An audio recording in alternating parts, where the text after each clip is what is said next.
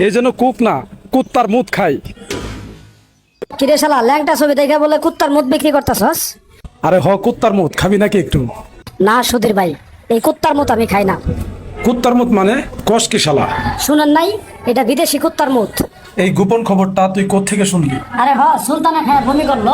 কি ও চুদির পোলা, তুমি বলে কইছো কুত্তার মুতের স্বাদ আর কুকের সাথে কিরকম? ভাই নুনতা নুনতা লাগে। কুকের স্বাদ আর কুত্তার মুতের স্বাদ যদি একই রকম হয়, নিশ্চয়ই সেই মুতের নিজস্ব একটা গন্ধ আছে। ভাই, ওই কুত্তাই তো আপনাকে দুইটারে জন্ম দিছে। কিরে তুই কুত্তার বাচ্চা না? আরে সর্বনাশ, তাইলে তো আমি যারও সন্তান।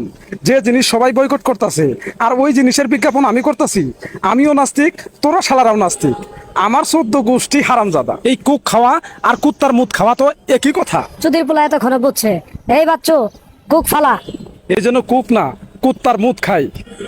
কোকা কোলাকে বয়কট করুন, বর্জন করুন।